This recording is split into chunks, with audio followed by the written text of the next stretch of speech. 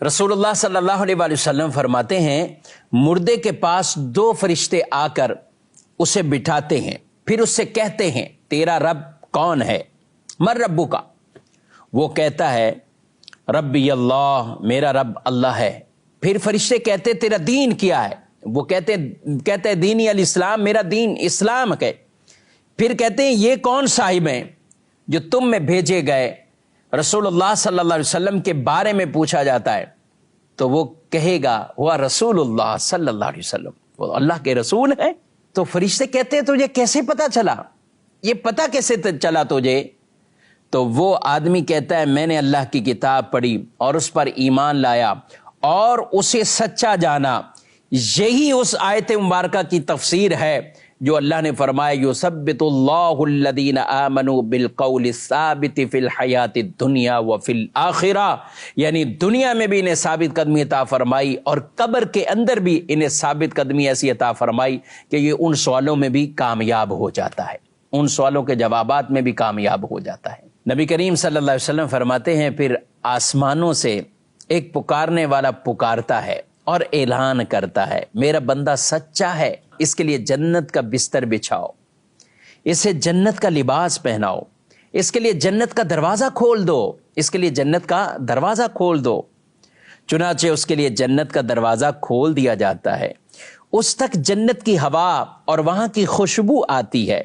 ता हद्दे नज़र फराखी यानी वुसअत नज़र अता की जाती है और कब्र उसकी फराख यानी कुशादा कर दी जाती है। उसके बाद रसूलुल्लाह सल्लल्लाहु अलैहि वसल्लम ने फरमाया कुफ़ार की कब्र के अंदर, कुफ़ार के पास जब ये फरिश्ते आते हैं और उसको बिठाते हैं, उसके पास भी रूह लौटा दी जाती है और ये फरिश्ते यही सवाल करते हैं तेरा रब कौन है। वो कहता है हाय हाय मैं नहीं जानता।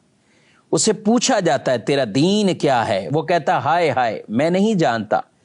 फिर उसे रसूलुल्लाह सल्लल्लाहु अलैहि वसल्लम के बारे में पूछा जाएगा ये कौन है, तो वो यही कहेगा मैं नहीं जानता। इरशाद फरमाया कि पुकारने वाले की पुकार एक आसमान से आएगी, वो पुकारेगा ये शख्स झूठा है, इसके लिए आग का बिस्तर बिछाओ, इसे आग का लिबास पहनाओ, इसके लिए जहन्नम का दरवाज़ा खोल दो, जहन्नम का दरवाज़ा खोल दो।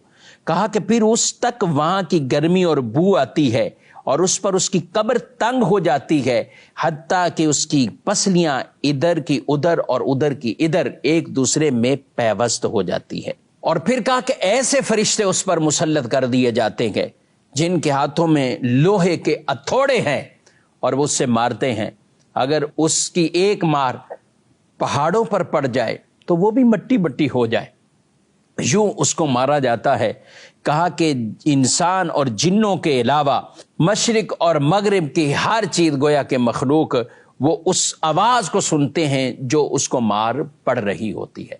अल्लाह हमारे ईमान की हिफाजत फरमाए, ईमान दुनिया से सलामत लेकर चले गए, आखिरत भी उन ईमान वालों के लिए है, कब्र भी प्यारे महबूब सल्लल्लाहु अलैहि वसल्लम के जलमों से रोशन और मुनव्वर होगी, आखिरत में भी कामयाबी नसीब होगी। तो कुरान पाक की यह आयत मुबारका कि अल्लाह ईमान वालों को दुनिया के अंदर भी साबित कदमी और आखिरत में भी साबित कदमी अता फरमाए।